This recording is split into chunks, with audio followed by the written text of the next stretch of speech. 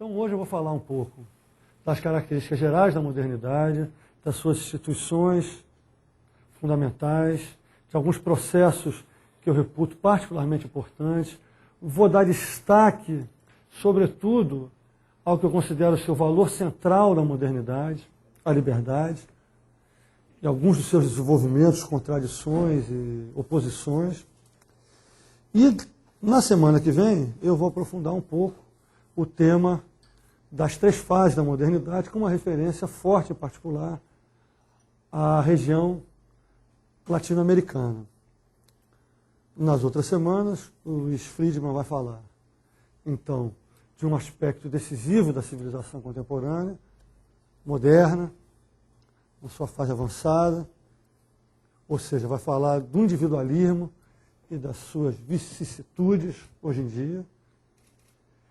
E para concluir o ciclo, o Lamer dos Santos vai se referir com bastante detalhe, um grande conhecedor desse tema, das relações da modernidade com a natureza. Uma questão que se torna cada vez mais premente, não só pelo estrago que a gente está fazendo no nosso meio ambiente, mas também devido ao fato que nós estamos, pouco a pouco, adquirindo a capacidade de influir na própria infraestrutura da vida, né? Com a sequenciação do genoma, desenvolvimento de técnicas relativas à genética e à biotecnologia, esse tipo de coisa, né?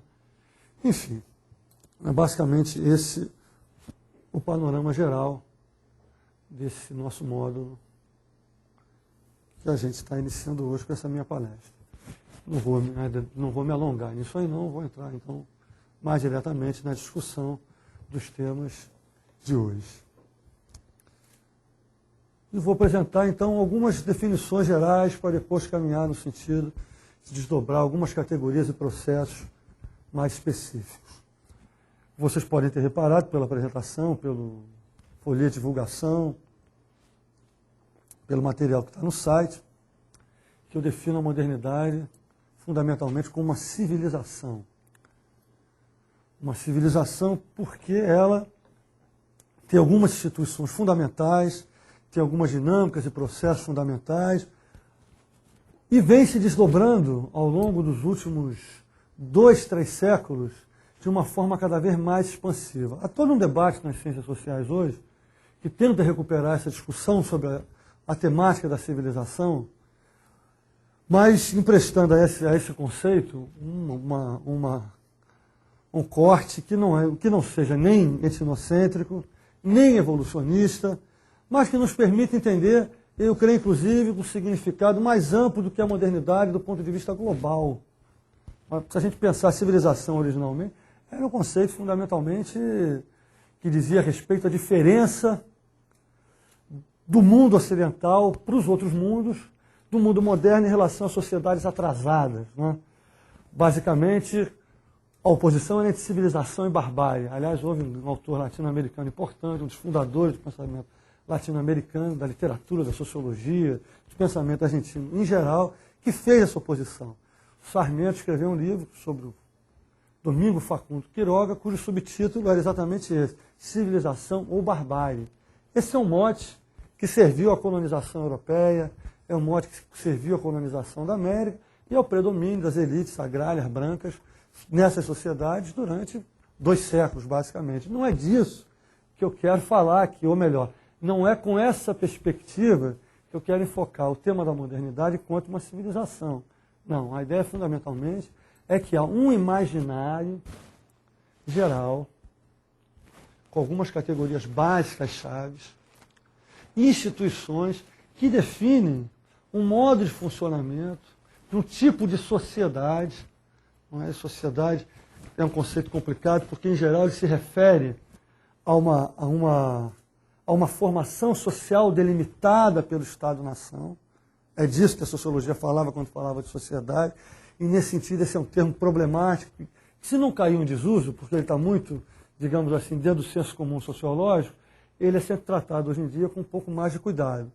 No lugar da ideia de sociedade, eu prefiro então falar de uma civilização com um imaginário, instituições que tendem a se expandir através do mundo, em particular nesse momento de globalização acentuada, se difundindo e tendo dominância na sua articulação com outros tipos de civilização, com outras formas culturais, com outras instituições, com outros imaginários.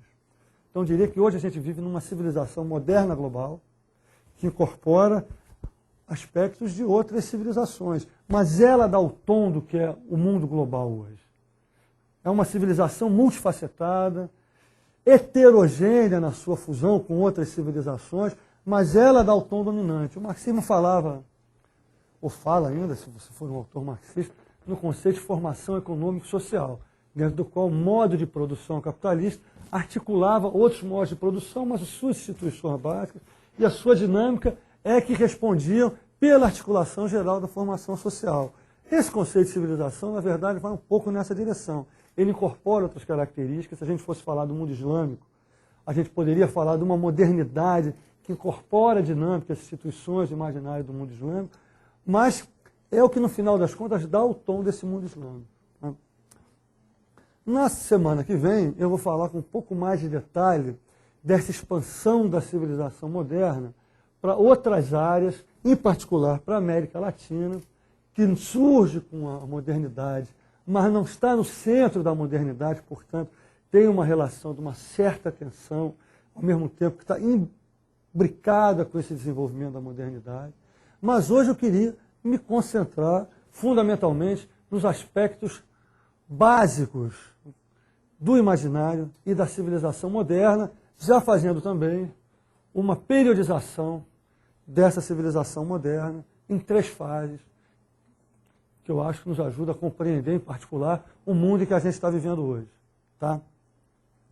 E depois vamos me concentrar exatamente no elemento fundamental que eu considero ser o imaginário da civilização moderna, a liberdade. Basicamente, para a gente introduzir a questão de uma forma direta, e não nos determos demais nisso, porque eu vou voltar a isso na semana que vem, a gente pode pensar que a modernidade se inicia, basicamente, no século XIX, na Europa e nos Estados Unidos, através do estabelecimento de algumas instituições básicas. Fundamentalmente, o mercado capitalista,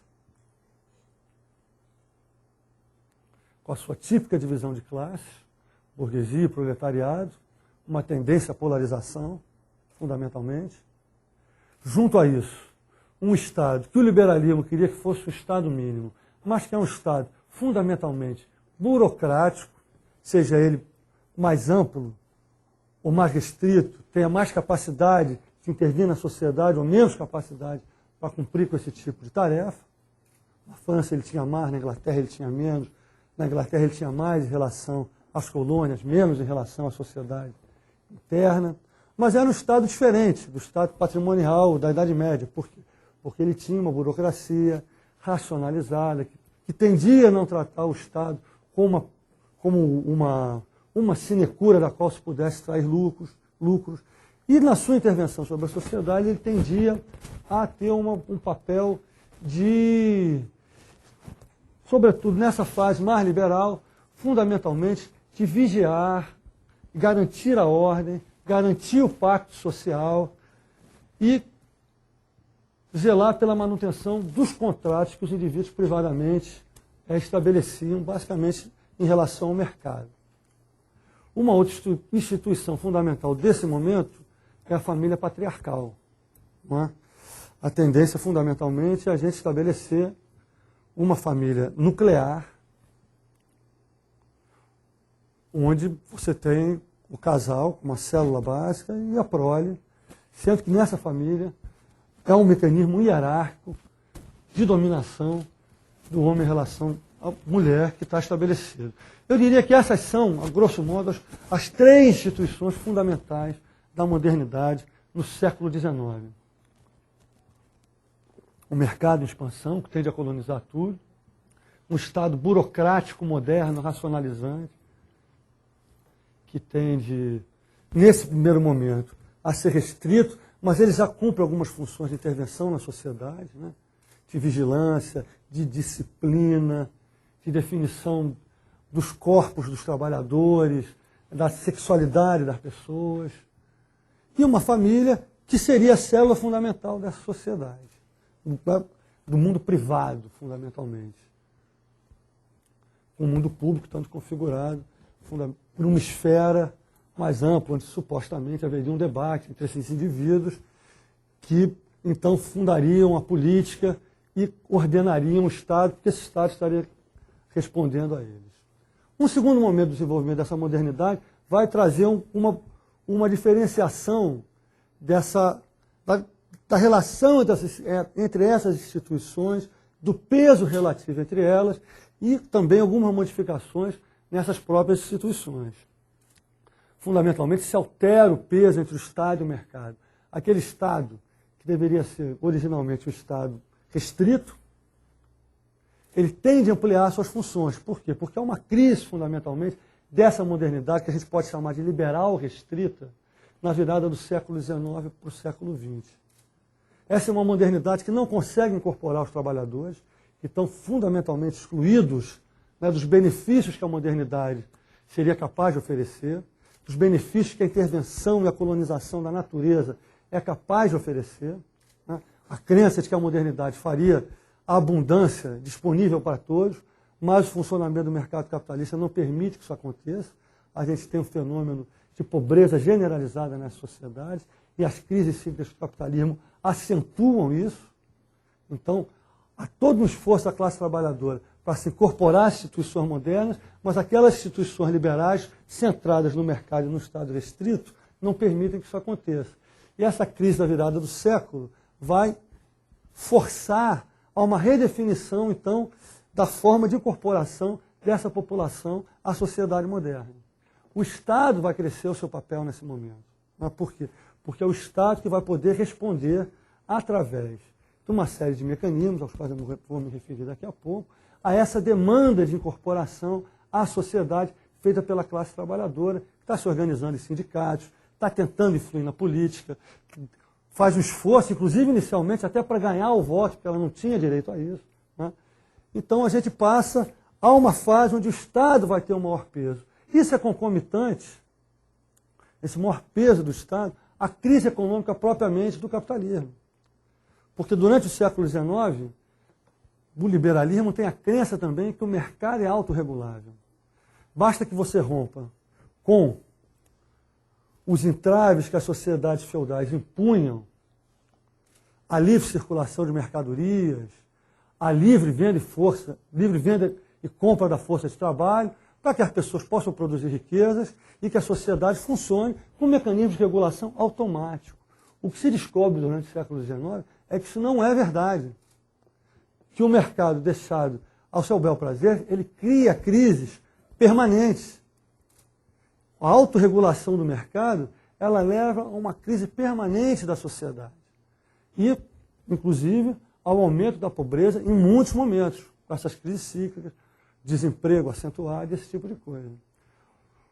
Na virada do século, começa a se estabelecer também a visão de que, então, é necessário regular esta sociedade de uma outra maneira. E o instrumento que também vai ser utilizado vai ser o Estado. E a gente tem, pelos anos 20, ou entre os anos 20 e os anos 40, o estabelecimento paulatino de uma nova equação em que o Estado vai passar a ter mais peso em relação à sociedade e a gente vai ter a introdução de uma economia keynesiana e do welfare state que vão regular, organizar essa sociedade. E aí a gente passa do que se poderia chamar de uma modernidade liberal restrita a uma modernidade organizada estatalmente. Isso tem também um processo mais fundo na sociedade que diz respeito ao estabelecimento do Fordismo, que é uma forma de produzir no capitalismo, que tem a ver com grandes empresas, que tem a ver com uma nova classe trabalhadora mais homogênea também e que vai ter uma maior capacidade de consumo. O welfare state, o keynesianismo e o Fordismo, aumentando a escala, inclusive, das organizações da sociedade, vão ter uma solda muito forte e vão definir um padrão de civilização moderna nesse momento que vai durar durante um longo período. Modernidade liberal restrita está caracterizada fundamentalmente pela sua permanência no século XIX, e essa segunda modernidade, estatalmente organizada, vai se estabelecer por volta dos anos 30 e vai se estender fundamentalmente até a crise dos anos 70. A gente tem uma nova crise nos anos 70 e com isso a gente tem o estabelecimento hoje de uma nova forma, um novo padrão de civilização moderna, que então eu digo que eu vou chamar então da terceira fase da modernidade, que é uma fase de articulação mista, onde os mecanismos do mercado, caracterizados pela troca, os mecanismos hierárquicos que são fundamentais para o funcionamento do Estado, mas também para as empresas capitalistas, em particular para as empresas fordistas, que funcionam em grande escala, verticalizam a produção, né, são decisivos. Com a crise, esses mecanismos vão continuar tendo um papel fundamental, mas nós vamos ter a introdução de um outro mecanismo, ou pelo menos a sua expansão, porque ele nunca deixou de existir, que vai ser decisivo, que é o mecanismo de rede, que vai então articular, a partir, digamos, dos anos 90, uma série de elementos, uma série de campos dessa civilização moderna, na medida que esses mecanismos de rede são mais flexíveis e, ao mesmo tempo, permitem uma coordenação mais estreita dos processos sociais numa sociedade cada vez mais complexa, que é a sociedade moderna contemporânea, a civilização moderna contemporânea. Isso como introdução geral, na verdade, ao módulo que a gente está começando hoje, não é? Do ponto de vista conceitual. Essas três fases da modernidade vão estar presentes de uma forma mais detalhada na intervenção que eu vou fazer na semana que vem, e vão estar presentes também nas suas consequências, em particular na intervenção do Luiz Friedman, e de uma forma não tão direta, mas com certeza estarão presentes também na intervenção que o Laimer vai fazer concluindo o módulo. O que eu quero explorar hoje é um mecanismo que se acentua muito na fase atual da modernidade, da civilização moderna, mas que atravessa ela desde o século XIX até hoje e certamente tende a se expandir na medida em que toda a dinâmica do mundo moderno está assentada sobre ela, que são os mecanismos de desencaixe que permitem, eu diria inclusive, o individualismo contemporâneo e o próprio aprofundamento da modernidade numa direção de complexidade crescente, como a gente vai vivendo hoje. Bom, como eu estava dizendo, a modernidade surge no século XIX, então, e ela está calcada fundamentalmente nesses três elementos institucionais, que são o mercado, o Estado e a família patriarcal. Não é?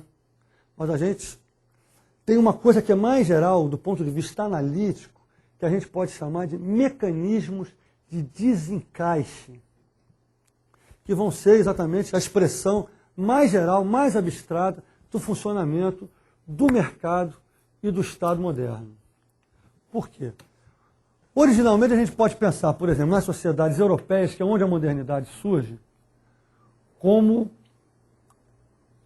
sociedades em que as pessoas vivem a sua vida num espaço-tempo que tem limites bastante restritos. Tentando falar de uma forma mais concreta. A gente pega um camponês feudal, por exemplo.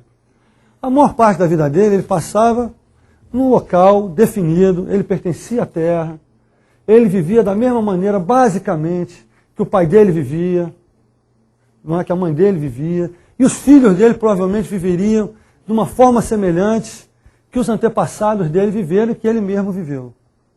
No espaço restrito, ele circulava pouco pelo mundo, mesmo a Europa da cristandade ocidental, para ele era uma grande abstração, que ele conhecia a aldeia dele. Né? E o mesmo acontecia, por exemplo, com os artesãos da Idade Média. Viviam num local restrito, a família dele fazia aquela mesma coisa durante alguns séculos, eventualmente. Né?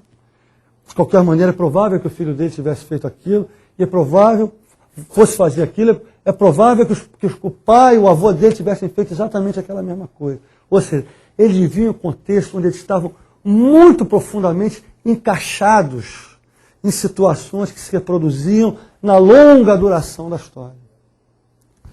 e num espaço restrito também. Ou seja, a organização do espaço e do tempo se estendia na longa duração e, ao mesmo tempo, se restringia à localidade de uma forma muito intensa. É claro que há movimentos de circulação mais amplos, há mercados, há cruzadas, a igreja organiza um pouco mais esse espaço-tempo de uma forma ampla, mas do ponto de vista da vida cotidiana das pessoas, esse encaixe de relações específicas e num espaço-tempo de longa duração e restrição física era muito importante e generalizado. Ora, com o mercado capitalista e o estabelecimento do Estado Nacional, há uma mudança radical nessa forma de organização do tempo e do espaço e mais, da identidade das pessoas e das práticas sociais. Por quê? Porque na medida em que as pessoas passam a ter o seu trabalho, as suas práticas sociais, dissociadas de uma localidade específica, elas são lançadas num espaço-tempo muito mais amplo e elas vão passar a circular num território muito mais dilatado do que até então havia sido o caso. De um camponês, de um artesão fixado, enraizado, encaixado num local específico, cuja vida se desdobrava em termos de mudança apenas na longa duração, ele vai passar a ser um sujeito arrancado do seu local de origem, desencaixado daquele espaço restrito, lançado num território fundamentalmente de caráter nacional, porque o Estado Nacional vai ser quem vai reorganizar o espaço fundamentalmente a partir do século XVIII, até antes do século XVII, fundamentalmente a partir do século XIX, com a modernidade. Esse trabalhador, ele não vai ser mais ligado à terra, fundamentalmente, ele vai ser lançado no mercado de trabalho nacional. Basta a gente lembrar do cercamento dos campos, do qual Marx fala com tanta ênfase, se referindo à Inglaterra, no Capital. Isso vai fazer com que a identidade desse trabalhador se torne uma coisa, a partir desse momento, muito mais fluida. Mesmo, digamos, as classes dominantes dessas sociedades passam a ter uma relação com o tempo e o espaço diferente. Não é? Porque um senhor feudal, de alguma maneira, ele também está preso à terra a qual ele explora, ao camponês que ele explora. Na medida que ele passa a ser, cada vez mais, um capitalista, a mobilidade do capital e a própria mobilidade desse capitalista se tornam muito maiores. E a identidade dele também se torna muito mais fluida e contingente. Né? Não é à toa que o Marx vai falar que no capitalismo, pela própria dinâmica do mercado, tudo que é sólido se dissolve no ar. Não é? A gente não precisa pensar, como Marx, que no final das contas é o mercado que explica tudo. Não é bem assim. Não é? A formação do Estado Nacional, em particular, tem um papel decisivo a esse respeito. As pessoas só são desencaixadas, elas só são arrancadas desse território feudal, da cidade feudal. A cidade é transformada, ela deixa de ser aquela cidade onde as relações são amarradas a papéis muito bem definidos a priori, na medida que o Estado Nacional começa a ter poder e pode arrebentar com as restrições que o feudalismo, as regulações das guildas impunham à vida de cada um. Então, há uma conjunção, são duas forças contemporâneas que se condicionam, há uma sinergia entre elas, e com isso a gente tem uma reorganização do tempo e do espaço, uma reorganização das práticas sociais e uma reorganização da identidade das pessoas. Essa primeira fase da modernidade liberal, e todo o processo anterior, começa a criar um novo tipo de sociabilidade, um novo tipo de pessoa, de sujeito, que começa a se definir não mais pelo fato de que ele é filho de Beltrano, neto de Cicrano, que o filho dele vai fazer a mesma coisa que ele faz e que há uma continuidade que só se transforma na longa duração. Não, a curta duração da história começa a ter um papel muito mais importante na vida das pessoas. Porque um dia você pode estar morando numa cidade, no dia seguinte você pode estar morando em outra. Você pode ter um emprego num lugar hoje, numa fábrica, você pode amanhã estar catando, sei lá, na Inglaterra, digamos, morangos no período da colheita, durante algum tempo. A sua vida se torna muito mais contingente. O que esses processos de desencaixe fortes provocam é a transformação da vida das pessoas, em larga medida, num processo muito mais contingente do que até então havia sido. Eu não quero opor com isso sociedade moderna, civilização moderna, a sociedade ou civilização tradicional. Não é essa a ideia. Eu acho que a gente não deve pensar que as sociedades que vêm antes da modernidade são sociedades fixas, que não mudam, onde está tudo regulado. Não é bem assim. Não é bem assim. Essas sociedades têm as suas dinâmicas, ela tem mecanismos de mudança, né? Mas, fundamentalmente, a mudança nessa sociedade está associada a processos de longa duração. A modernidade vai acentuar o processo de mudança. O que não quer dizer também que não há na modernidade, a gente daqui a pouco vai voltar a isso, eu já mencionei isso, mas eu vou acentuar ao final de novo da palestra de hoje, esse elemento. Há também instituições na modernidade que só se desenvolvem na longa duração. Mas a vida das pessoas no seu cotidiano se torna muito mais contingente. E do ponto de vista geral, do movimento da sociedade, da civilização moderna, a contingência assume um papel decisivo. Porque as pessoas não estão mais amarradas ao espaço-tempo definido, curto, específico, onde fundamentalmente ocorrem processos que para elas... Acho que apagou aqui. Gesticular um pouco demais, o microfone sofreu com isso. Os indivíduos, para a vida deles, isso passa a ter uma importância muito maior. E a dinâmica social acaba sofrendo, em geral, uma influência disso também. A cultura passa a ter uma influência disso também. E a própria mudança tecnológica, toda a dinâmica que a gente conhece do mundo onde a gente vive, está muito influenciada por esse desarraigo das pessoas, por esse desencaixe das pessoas dos seus contextos específicos de existência. Bom, acontece que a gente não pode falar apenas dos processos de desencaixe. Que não é como se as pessoas fossem arrancadas do local, do específico, e ficassem jogadas no espaço, né? Flutuando, né? Sem nenhuma direção. Não é disso que se trata.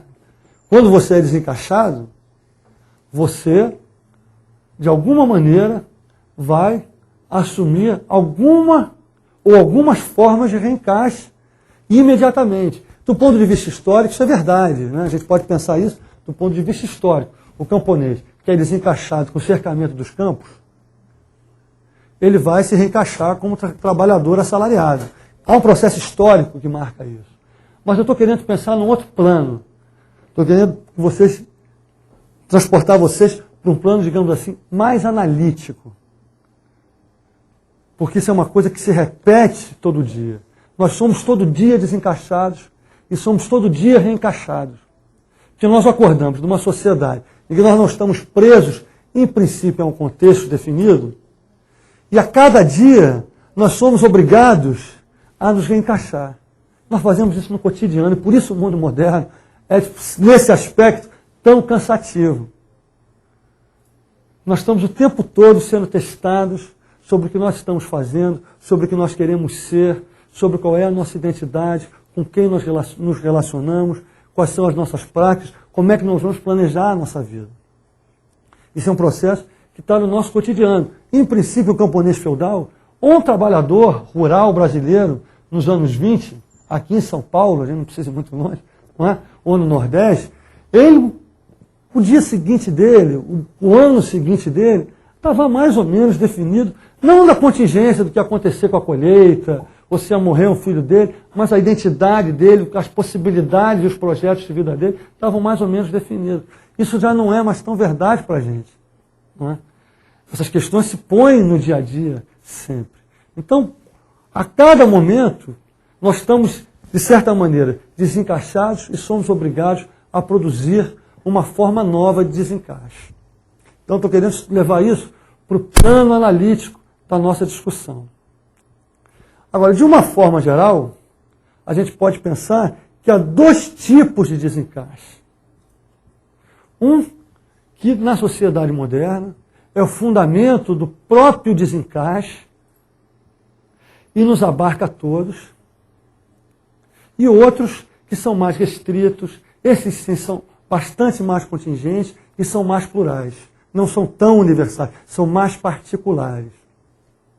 O primeiro reencaixe fundamental que marca a qualquer pessoa na sociedade moderna ocorre a partir do que um termo que hoje está muito em voga, que a gente discute sem parar por aí, não é isso? Que é o termo da cidadania, a categoria cidadania. Todas as pessoas no mundo moderno, elas são, antes de tudo, elas se reencaixam, antes de tudo, como cidadãos. Por que você pode circular por um espaço nacional? Por que você pode comprar e vender sua força de trabalho? Por que você pode movimentar livremente seu capital? Por que você pode casar, em princípio, com quem você quiser? Porque você tem direitos, não é isso? Em primeiro lugar, direitos civis. Então, aquilo que te desencaixou permitiu que você não fosse, do ponto de vista legal, do ponto de vista do Estado moderno diretamente, uma pessoa amarrado a laços de dominação pessoal, que a história fundamental para a maior parte da humanidade, depois que se estabeleceu uma sociedade estratificada, é exatamente a cidadania. Eu não estou subordinado a um senhor de terras, eu não estou subordinado ao senhor feudal, eu não estou subordinado a uma guilda, porque eu tenho direitos civis. Eu sou livre enquanto indivíduo. Eu sou um indivíduo, por definição, a partir do meu estabelecimento como cidadão. Eu posso ir e vir pelo território nacional. O Estado Nacional tem que garantir que eu possa ir e vir. Isso foi o que o liberalismo inventou originalmente, né? Esse laissez-faire, laissez-passer das mercadorias, mas também das pessoas, é uma invenção fundamental que permite que os processos de desencaixe, que já vinham historicamente acontecendo espontaneamente nas sociedades europeias e, por transposição, na sociedade norte-americana, um território norte-americano do norte dos Estados Unidos, se efetivassem como um fenômeno geral. E mais, isso ocorre todo dia entre nós. Todo dia, quando a gente acorda, né, a gente se define mais uma vez, coletivo e individualmente, como cidadão. Porque esse também não é um processo apenas individual. Nós somos encaixados, todos nós, e somos encaixados como indivíduos coletivamente. O processo de estabelecimento da cidadania e da individualidade do sujeito como indivíduo é um processo, antes de tudo, coletivo. Ele não é apenas individual. A cidadania é uma coisa que diz respeito a todos os cidadãos do Estado Nacional. De certa maneira, com isso eu estou invertendo a discussão do Marx, né? Porque o Marx acha que o processo fundamental é o processo econômico, né? Onde você tem a expropriação da terra, a formação de uma classe trabalhadora, que então tem que vender a sua força de trabalho. Eu estou, de certa maneira, invertendo do ponto de vista lógico esse processo.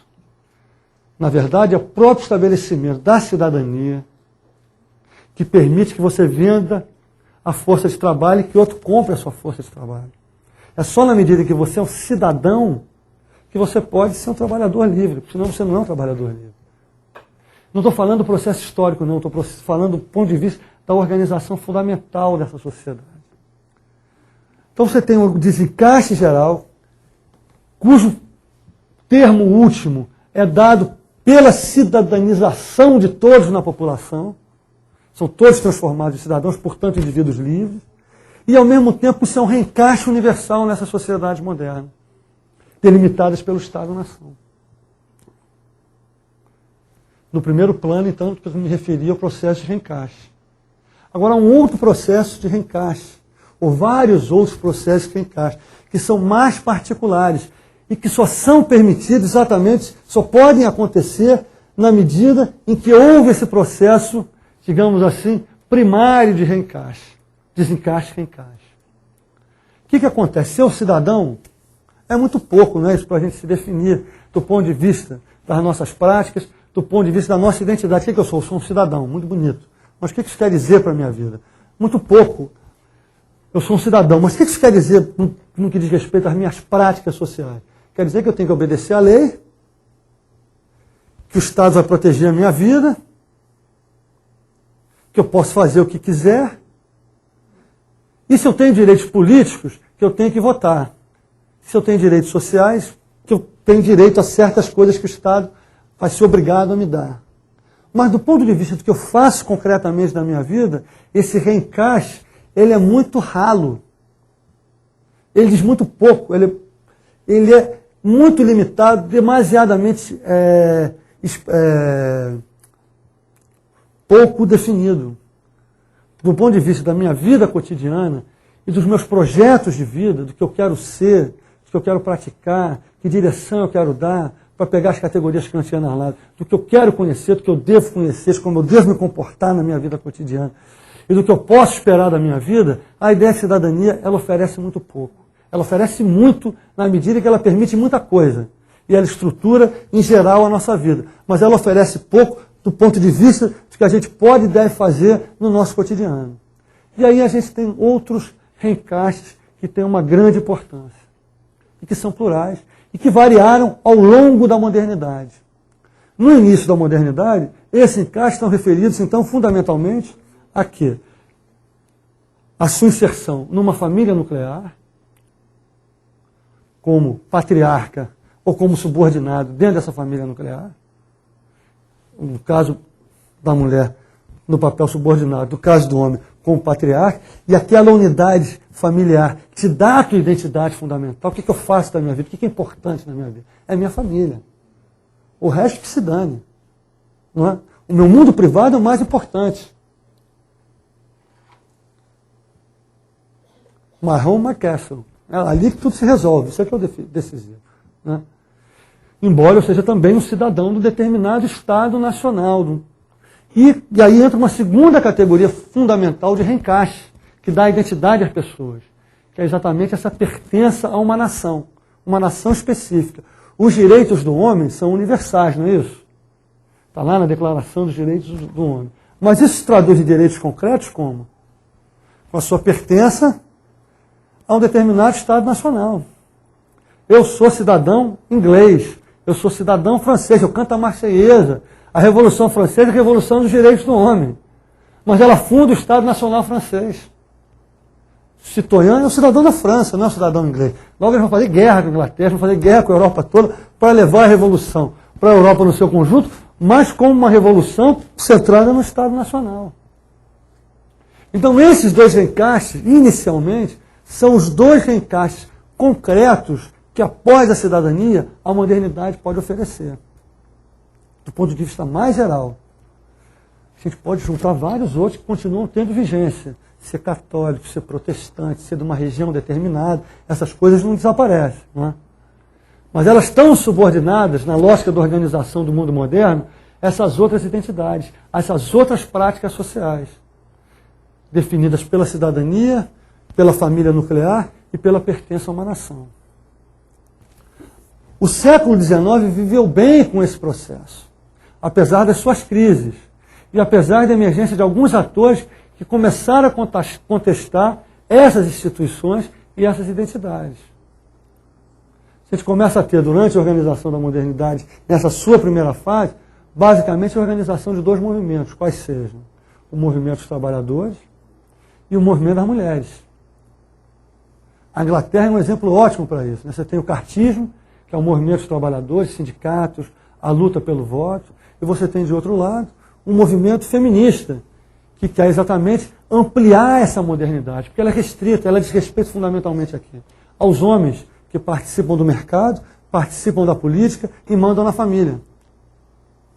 Então você tem esses movimentos que começam a contestar isso e começam a criar outras identidades. Né? Identidades de gênero, diferentes daquelas que você tem até então, e identidades em que a classe social passa a ter um papel particularmente importante.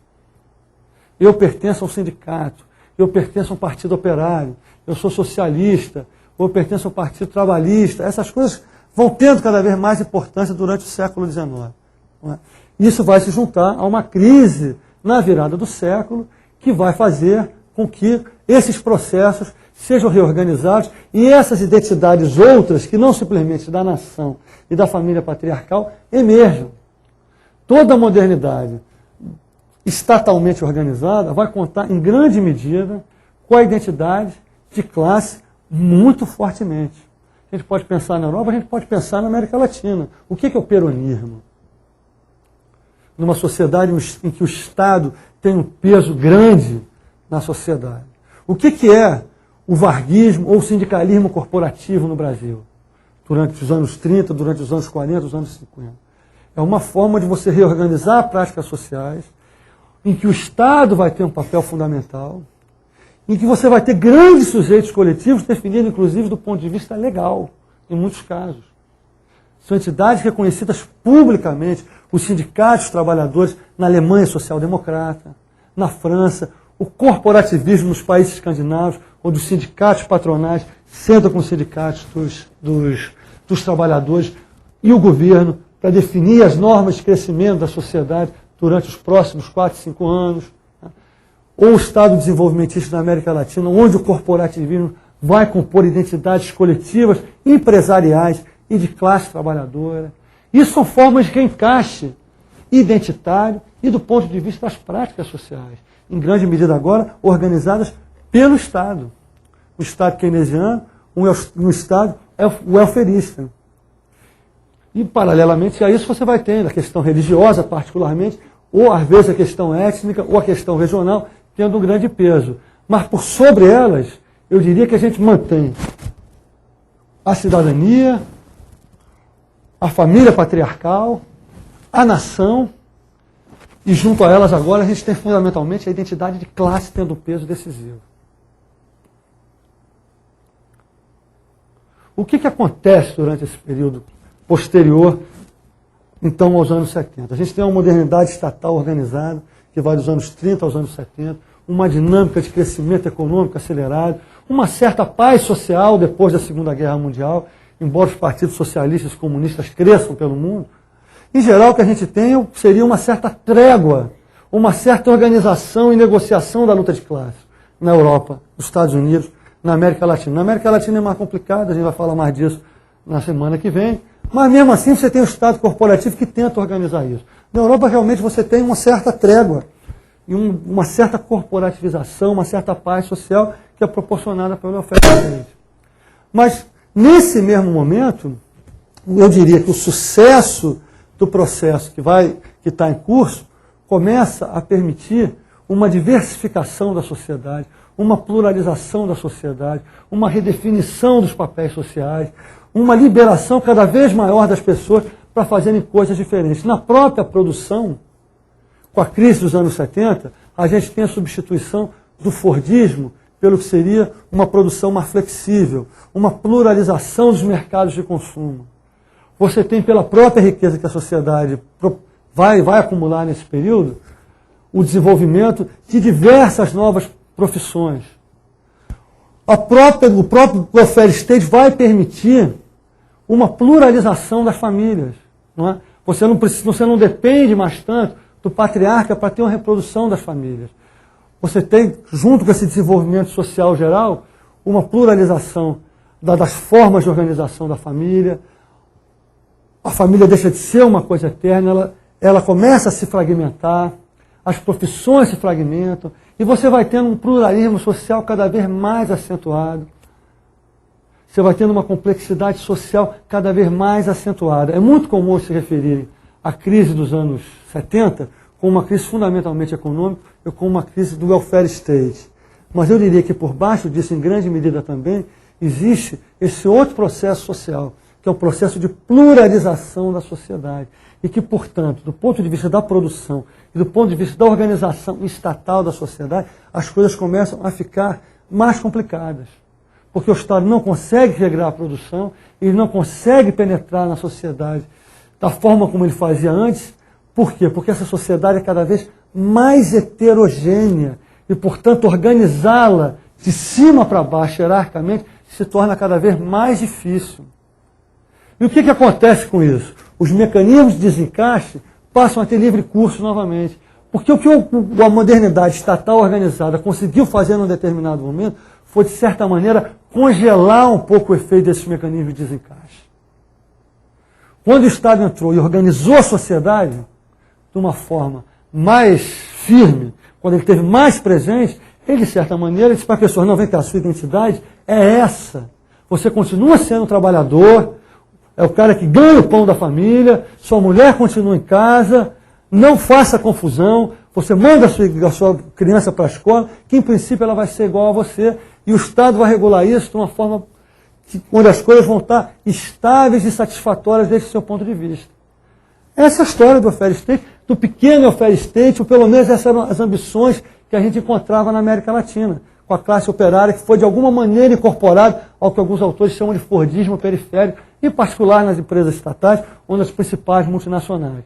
Um certo welfare, bons salários, né? Alguma coisa que garantia uma coesão mínima para alguns setores dessa classe trabalhadora em formação na América Latina. Mas nos Estados Unidos e na Europa, isso teve uma importância muito maior, esse congelamento dos processos de desencaixe. Quando o Estado perdeu a capacidade de regular isso, a partir dos anos 70, numa sociedade que estava se complexificando exatamente naquele momento, esses mecanismos de desencaixe passaram a se desenvolver de uma forma muito mais generalizada. E com isso, o individualismo contemporâneo e a pluralização das identidades conseguiu avançar de uma forma que até então ele não tinha conseguido. É claro que a modernidade é fundamentalmente individualista. É claro que as identidades individuais sempre tiveram um papel. É claro que sempre houve uma tensão, como eu estava tentando assinalar para vocês, entre talvez identidades mais específicas, regionais, religiosas e coisas mais restritas, mais particularistas, uma tensão com identidades mais abarcadoras, seja da cidadania, seja da nação, seja da classe. Havia uma tensão, mas essas identidades mais abarcadoras, até pela organização do Estado, elas conseguiam manter essa sociedade, essas outras identidades, sobre um certo controle, subordinadas a uma dinâmica mais geral. Quando isso é extraído daí, quando elas perdem essa força, a gente tem uma pluralização generalizada das sociedades contemporâneas.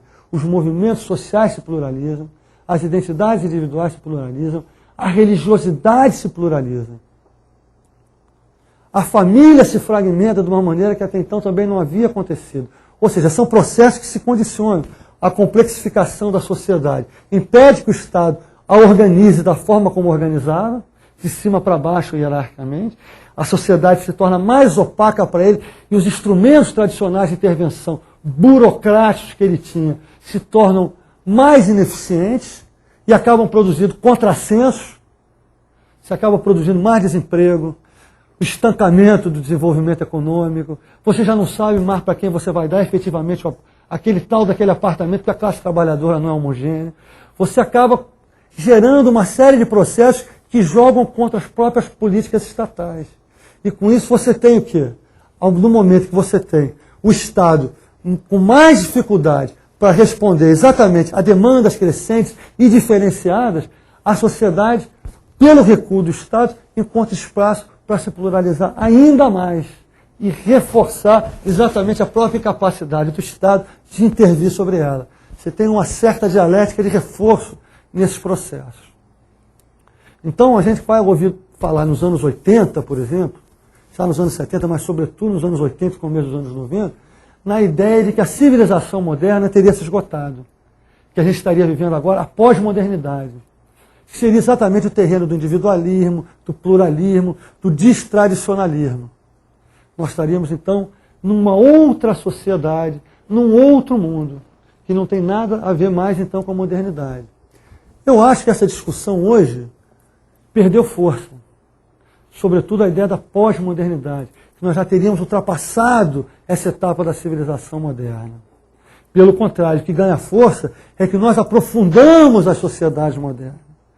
Nós aprofundamos uma série de aspectos das sociedades modernas que têm relação fundamentalmente com o que eu estou chamando aqui de mecanismos de desencaixe. E por isso pode aparecer para nós, inclusive, que nós estamos vivendo uma destradicionalização radical. Por quê? Porque a sociedade se tornou mais fluida. A pluralidade de identidades aumentou. E a ideia de que tudo que é sólido se desmancha no ar se fez ainda mais verdadeira no mundo que a gente está vivendo. Porque essas identidades se tornaram cada vez mais contingentes, na medida em que o próprio Estado não consegue controlar elas e que a sociedade se fez mais complexa, que as opções que as pessoas enfrentam são mais variadas. Ou seja, o elemento fundamental que a gente tinha desde o início da modernidade, e agora eu caminho para uma última categoria, com a qual eu quero tentar concluir a minha exposição hoje aqui. A liberdade que apareceu no imaginário moderno como aquele elemento decisivo que reorganizaria todo o nosso mundo. As pessoas são livres por direito, querem ser livres, devem ser livres, e a modernidade teria instituído isso. Pelo menos, num certo aspecto, esse elemento se tornou ainda mais forte no mundo em que a gente está vivendo. De certa maneira, nós nunca fomos tão livres como nós somos hoje, individual e coletivamente. Nunca antes a nossa identidade foi tão aberta e contingente como ela é hoje. É muito mais fácil hoje você escolher a sua sexualidade, a sua religião, o seu estilo de vida, aonde você quer viver, como você vai estruturar a sua família, como você vai estruturar a sua vida familiar. Ou seja, há um elemento de contingência enorme que afirmou exatamente aquele valor fundante da modernidade. A liberdade. Uma liberdade que desde o início foi polissêmica, porque ela é fundante da modernidade, mas o seu entendimento é um entendimento multifacético. Há várias formas de traduzir o que seria liberdade. Eu acredito que a forma mais fiel de traduzir isso é exatamente a ideia de liberdade igualitária. Porque ou somos todos igualmente livres, ou alguém, digamos assim, é mais livre do que o trem, o que falsifica a própria ideia de liberdade, que é a de que ninguém manda sobre ninguém. Essa é a ideia que a modernidade introduziu desde o seu início. Não é? Qual é a ideia do Estado moderno? Eu faço um pacto social com outros indivíduos livres para continuar livre. Igualmente livre, igual como todos eles. E eu não quero que ninguém mande em mim. Por isso, inclusive, eu passo a ter direito de voto, porque na medida em que o Estado se organizou para garantir a liberdade e os contratos que as pessoas firmam entre si, alguém passa a ter poder dentro dessa sociedade. Um poder diferenciado. Como é que eu controlo isso para continuar sendo livre? Eu introduzo direitos políticos, que vão garantir a minha liberdade. Fundamentalmente eram os direitos civis que interessavam os liberais. Mas logo eles têm que introduzir os direitos políticos para controlar os detentores do poder, para impedir que os detentores do poder usem esse poder para diminuir a liberdade de quem está fora do Estado. Os direitos sociais vieram em seguida, por quê? Porque era claro que a ideia do mercado livre não resolvia a igualdade entre as pessoas. Havia pessoas que tinham mais recursos e, portanto, tinham mais liberdade do que outras que viviam na pobreza. Então você tem a introdução dos direitos sociais, em grande medida, para garantir uma ampliação dessa liberdade igualitária. Os liberais vão dizer que não é nada disso, que quando você introduziu direitos sociais, você introduziu uma burocracia que passou a controlar a vida das pessoas, portanto você diminuiu a liberdade. E esse virou o grande debate da modernidade. Como se realiza a liberdade? O Marx vai dizer mais, não é nada disso. A modernidade fez uma promessa que ela não pode cumprir. Introduziu o que se chama de crítica imanente da modernidade. Porque a modernidade se pôs um valor, a liberdade, igual de todos, mas ao mesmo tempo que ela pôs isso, na sua instituição fundamental, ela introduziu a possibilidade de que essa promessa fosse respondida. Por quê? Porque o direito civil, que funda a liberdade igualitária, na prática, introduz um outro preceito. Ele introduz a propriedade. E a propriedade, por ser desigual, na sociedade moderna, porque a sociedade moderna é a sociedade também do capitalismo, a própria instituição que funda a liberdade e concretiza de alguma maneira esse valor, ela falsifica esse valor porque ela introduz um mecanismo de dominação que não é mais um mecanismo de dominação pessoal, é um mecanismo de dominação que se realiza através do mercado. Então, o que o Marx vai fazer? Ele vai fazer a crítica imanente da modernidade. Os modernos querem ser livres, mas eles inventaram uma sociedade que impede que aconteça aquilo que eles mesmos querem que aconteça. Mas como a classe trabalhadora é a maioria, e ela quer sua liberdade, no final das contas ela vai mudar isso tudo, vai introduzir o socialismo e o comunismo, e vai, no final das contas, realizar a liberdade que a modernidade tinha prometido fora da modernidade. O Marx é o verdadeiro pós-moderno dessa história toda. Né? Essa que é a verdade. Mas a partir dos valores da própria modernidade. Por isso é uma crítica imanente, não é uma crítica que vem de fora. E o debate da modernidade é esse. Somos livres ou não somos livres? Somos mais livres ou somos menos livres? O argumento que eu estou querendo trazer para vocês aqui é que nesta terceira fase da modernidade, pelo desenvolvimento das suas instituições ao longo do tempo, por um lado, nós nos tornamos muito mais livres do que em qualquer outra fase da história humana. Inclusive, do que qualquer outra fase da modernidade. A contingência da nossa vida, a possibilidade de fazer escolhas, aquilo de que o Sartre falava lá no Ser e o Nada, a liberdade é um imperativo. Quem não reconhece isso tem um espírito de seriedade falso, ou está de má fé, porque é livre, faz opções o tempo todo e não tem como não fazer opções.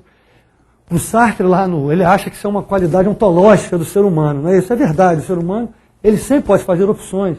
Mesmo nas piores situações de qualquer sociedade, ele tem um grau de autonomia, ele pode mudar a ação. Mas no mundo moderno, isso aumentou em grau de uma forma inaudita. E o Sartre introduz isso sem se dar conta da historicidade da posição que ele está defendendo. Hoje a posição dele, eu diria, é ainda mais forte. Nós somos ainda mais livres. E não reconhecer isso é falsificar exatamente o nosso próprio comportamento, é mentir para nós mesmos, é má fé, de alguma maneira. E tem toda uma parte da literatura sociológica que vem trabalhando com isso. Anthony Giddens, embora o Giddens não fale de liberdade, a influência do Sartre no trabalho dele é enorme e evidente. O Bauman vem trabalhando com esse tipo de temática também. O Ulrich Beck vem trabalhando com esse tipo de temática. Há toda uma corrente na sociologia que vem prestando atenção a isso. Qual é a crítica que se poderia fazer uma posição desse tipo se ela é tomada unilateralmente? É que as pessoas estão se esquecendo que tem um outro lado, né? Que é exatamente, eu diria, a tensão dialética da modernidade, e que em grande medida é a tensão que faz essa civilização avançar. Porque enquanto a gente afirma fortemente a liberdade quanto valor, e de formas múltiplas persegue esse valor, do outro lado existe uma coisa que se chama dominação, porque se as formas de dominação pessoal foram abolidas fundamentalmente pela modernidade, a modernidade reintroduziu outras formas de dominação, em particular através do capitalismo e do Estado burocrático. E não cumpriu a sua promessa. E nós continuamos vivendo exatamente a tensão original da primeira fase da modernidade, que a segunda fase da modernidade tentou resolver, em grande medida pela introdução do welfare state, não conseguiu resolver, até porque o welfare state, para usar as palavras do Habermas, colonizou o mundo da vida, impôs os seus critérios à sociedade em seu conjunto, aos indivíduos e às coletividades, em geral, não é isso? Definindo como a gente deve viver a vida. Quando eu estava estudando alemão, eu tinha um livrinho que era, obviamente, influenciado pela nova esquerda europeia, em que aparecia um rapaz com cabelo de moicano e ele queria trabalhar. Ia lá o escritório da burocracia, que dizia se ele podia receber o seguro-desemprego, dizia para ele, não, você não quer trabalhar. Você está com cabelo de moicano. Se você realmente quisesse trabalhar, você cortava esse cabelo, você arrumava emprego. Ele dizia, não, mas eu quero trabalhar, mas eu não quero tirar meu cabelo de moicano. Aí os caras não davam seguro-desemprego a ele. Uma das lições do livro girava em torno dessa questão. E qual é a questão?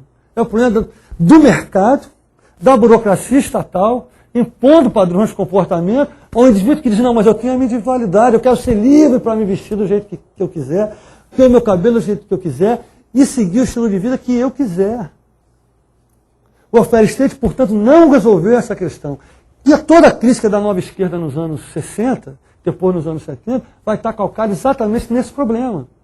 O welfare state entrou em grande medida para garantir à classe trabalhadora o usufruto da dominação da natureza, não é isso? Porque só os ricos, na primeira fase da modernidade, usufruíam da produtividade acrescida pelo capitalismo, né? No segundo momento, o welfare state generaliza isso, mas ele não resolve a questão efetivamente, não só porque esses benefícios não são igualmente distribuídos, mas porque ele cria uma burocratização da vida que, ao mesmo tempo, aumenta a liberdade das pessoas sobre um aspecto, restringe de outros. E isso que gerou uma tensão em relação ao próprio welfare state, a juventude europeia dos anos 60, o que é mais de 68 em grande medida? Na Inglaterra, na Alemanha, na França, dizendo, nós não queremos ser controlados. Nós queremos sonhar, nós queremos a nossa individualidade, nós queremos a nossa pluralidade. As pessoas talvez não soubessem nem como traduzir isso concretamente, mas a demanda fundamental dentro dela, o desejo era esse, é dar continuidade a esse valor fundante da modernidade. E nós continuamos vivendo essa tensão, uma tensão acrescida particularmente pelos processos acentuados de globalização que acompanham essa terceira fase da modernidade. Globalização introduziu mais contingência na nossa vida, não é isso? Nos desencaixou mais pelo território nacional, em grande medida nós passamos para o território global. Seja praticamente, na União Europeia você pode circular, e as pessoas que têm mais dinheiro podem circular pelo mundo mais à vontade, de qualquer maneira, seja simbolicamente, porque agora a nossa cabeça não está só aqui. Você vê hoje acontecimentos em tempo real em outras partes do mundo, e a sua identidade é conformada por isso. O espaço-tempo assumiu uma outra característica que fez a nossa vida mais contingente, abriu outros espaços, possibilidades, e, portanto, ampliou o leque de opções com os quais a nossa liberdade tem que lidar. Mas, ao mesmo tempo, esse próprio processo de globalização introduziu mecanismos de dominação impessoais que a gente até hoje não tinha conhecido também. Claro, o capitalismo a gente já conhecia, o Estado burocrático a gente já conhecia. Eles se reorganizaram, em alguns aspectos se tornaram ainda mais brutais. Não é? E, junto ao Estado Nacional e as novas formas de organização do trabalho, eu não vou me deter nisso hoje, vou falar um pouco na próxima semana disso, né? Mas junto a essa reorganização dos Estados nacionais e do capitalismo, o que a gente tem no plano global? A expansão das corporações internacionais que esvaziaram a democracia nos diversos países, estabelecendo uma forma de dominação do capital para a qual o Estado Nacional não tem resposta. E, por outro lado, o estabelecimento de enormes burocracias internacionais, como o Fundo Monetário Internacional e o Banco Mundial, que tem um poder que nenhuma outra época da humanidade, nenhuma outra organização teve. Dizem como os países devem se organizar, como deve ser a política social, como deve ser a economia, senão a sua escala na degradação de risco cai lá para baixo e você está fulminado em uma semana. Basta que você mude o ministro da Economia de que eles não gostam. Não é isso? Então, ao mesmo tempo que você tem um espaço de liberdade muito maior, as formas de dominação também se acresceram, se aprofundaram. Eu diria que esse é um paradoxo da dialética da civilização moderna. Né? Eu acho que é importante atentar para isso. Foi mais ou menos isso que eu tentei apresentar aqui hoje para vocês. Nós, quem somos esses nós?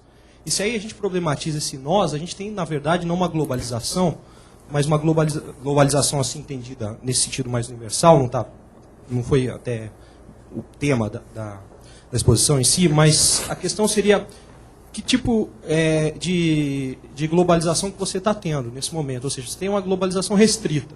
E aí esse nós somos mais livres do que nunca poderia ficar complicado, porque não somos nós. Alguns são mais livres do que nunca.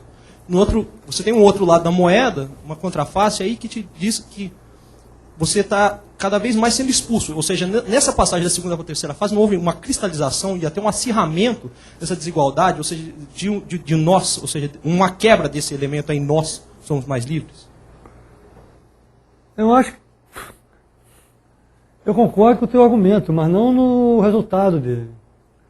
Porque eu acho que essas coisas não são excludentes, elas são contraditórias sim, mas elas não são excludentes. Até porque a vida é multidimensional, não é isso?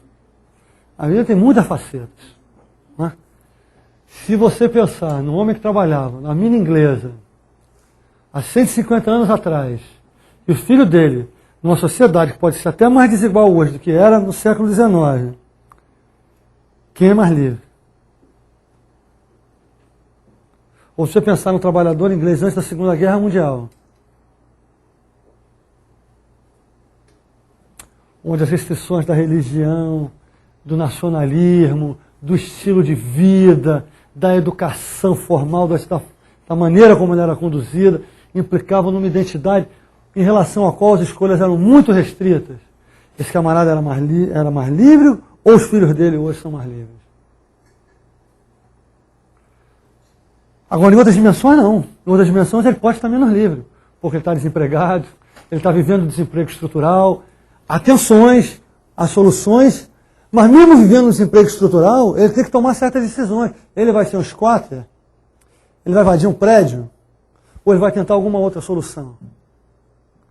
Se pegar o Brasil, vamos pegar o exemplo do Brasil. O Brasil até os anos 70 era um país fundamentalmente, não fundamentalmente agrário não, mas boa parcela da população vivia no campo, subordinada a formas de dominação pessoal. Era o dono da terra que mandava. Relações de compadrio, arrendamento, meação, e vai por aí. Mas os caras mandavam. Você não ia embora da terra dele a hora que quisesse, não fazia o que quisesse ali. Você tinha todo tipo de relação que era extremamente hierarquizado do ponto de vista pessoal. Não hierarquizado do ponto de vista impessoal, como a gente tem hoje a relação no mercado capitalista. O tal do mandonismo local era muito forte no Brasil. O Brasil hoje é o quê? Mais de 70% urbano. A questão agrária no Brasil hoje é uma questão do ponto de vista da terra propriamente dita, do ponto de vista das relações de trabalho, é uma questão resolvida. Não tem uma questão propriamente agrária no Brasil, como não tem na América Latina em geral. A parcela de trabalhadores no campo é pequena e a maioria deles é assalariada. A questão camponesa no Brasil não existe mais enquanto tal. Essas pessoas ou são trabalhadores assalariados, rurais ou estão nas cidades. Podem estar muito pobres. Mas elas são mais livres hoje? Ou eram mais livres ontem? Por que o Brasil é um país tão violento hoje? Talvez porque as pessoas sejam mais livres. Os pobres no Brasil eram muito controlados, muito bem controlados até 20, 30 anos atrás. Pelo dono da terra ou pela polícia na cidade. Você tinha o controle das populações urbanas muito cerrado. Hoje quem controla os pobres no Brasil? Ninguém.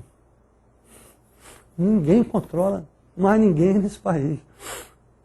Nem a polícia, nem o senhor de terra, nem ninguém. Numa sociedade violenta, onde o consumismo é o que vale, onde o dinheiro é o que manda, e de uma tradição de brutal violência, quem controla essas pessoas? Elas são livres, inclusive, para matar os outros. É uma forma de liberdade selvagem, é. Mas ela está lá. Mas não é só essa, não. Há outras formas de liberdade. O Brasil era um país católico, absolutamente católico. Ou então você tinha uma religião afro-brasileira que ficava ali meio na margem, aquela coisa assim meio disfarçada, né? Ou pelo sincretismo. Hoje você adota a religião que lhe der na telha. Ou você pega o censo religioso, sabe, sempre na Folha de São Paulo, né? Pululam religiões no Brasil. Em cada esquina aparece uma nova igreja evangélica, porque alguém resolveu que ia ser pastor, e que aquela igreja não lhe serve mais, aí muda, vai para o outro canto. Ou então ele funda uma religião esotérica. Brasília, então, tem de religião uma coisa que todo dia aparece uma nova, né? O outro lado não tem a disco voador, ela acha que ele bota umas cadeiras lá, senta lá, ele viaja de disco voador, que foram os caras que fundaram aquela religião. A gente pode achar bizarro, mas as pessoas constroem a sua identidade, fazem laços sociais, constroem a sua família e tornam esse tipo de opção. Onde você vai viver, onde você vai trabalhar, hoje é uma escolha das pessoas. Ninguém obriga ninguém a morar mais em lugar nenhum, a trabalhar em lugar nenhum. Isso o mercado capitalista trouxe. O Marx falava da liberdade do trabalhador em dois sentidos, né? Mas ele falava em dois sentidos, ele não falava em um só não. Livre dos meios de produção e, portanto, sujeito à dominação do capital, mas livre mesmo também. Porque ele agora, ninguém manda mais ninguém diretamente. Aqui, o Marx diz outras coisas também, não vem ao caso, mas ele estava atento para esse tipo de questão. Eu acho que é um tema importante do mundo que a gente está vivendo. A possibilidade de fazer escolhas, e mais que a possibilidade de ser obrigado a fazer escolhas. Ninguém mais pode viver sem fazer escolhas. Isso é um imperativo da vida cotidiana, por isso dá tanto trabalho. Toda a discussão sobre a reflexividade, ia até falar um pouco disso hoje, mas não dá tempo, né? Essa ideia de que algumas correntes da sociologia introduziram sobre a temática da reflexividade, está muito presente por causa disso. A gente tem que pensar, tomar decisões, refletir. Eu acho que a forma como se define em geral isso é problemática, mas é uma questão assumiu essa importância, veio para a linha de frente exatamente por conta do fato de que nós somos muito livres e somos obrigados a escolher. Aquela condição supostamente ontológica do Sartre, que o Sartre afirmou, era uma condição moderna e que se acentua com o aprofundamento de determinadas características da modernidade à medida que ela vai avançando. Enquanto ela for avançando, a tendência é se aprofundar. Sem prejuízo de que tendências à dominação também se façam presentes. A hora que essa tensão sumir, é porque a gente saiu da modernidade. Porque a modernidade é esta tensão entre dominação do Estado, do mercado e a busca de liberdade.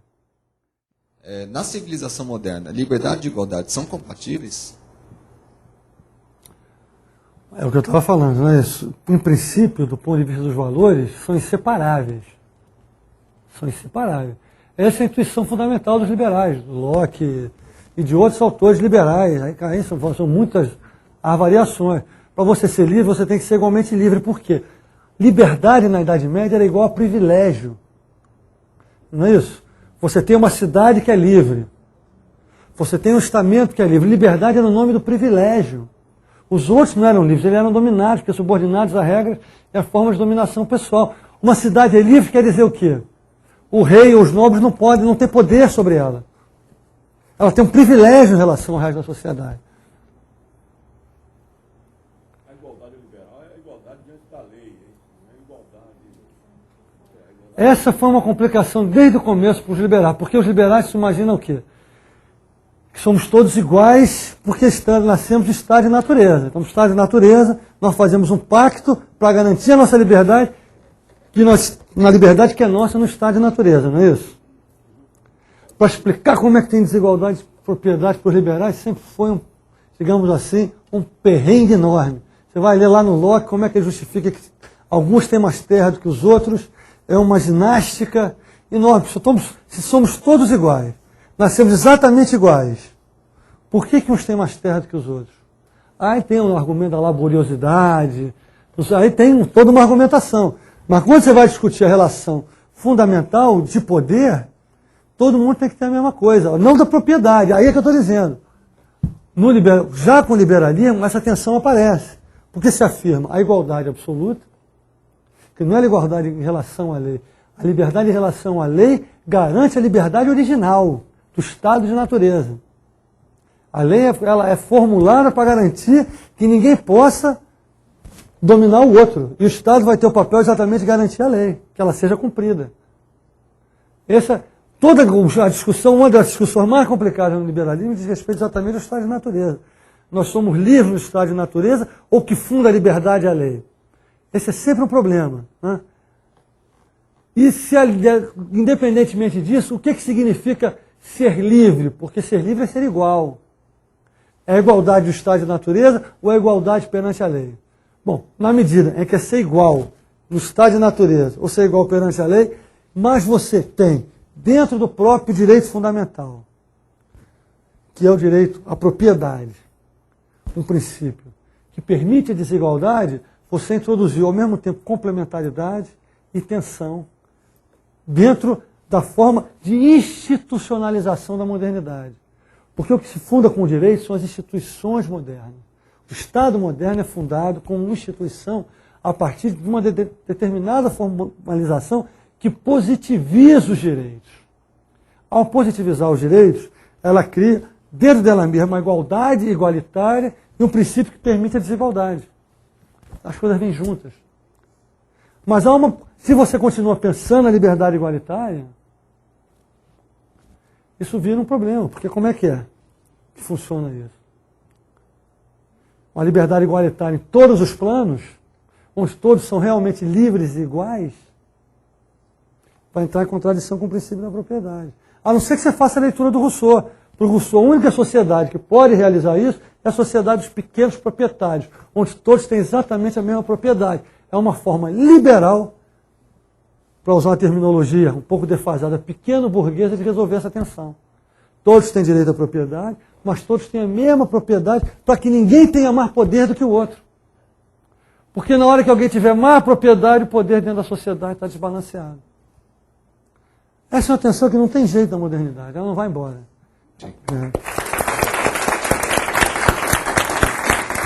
Obrigado.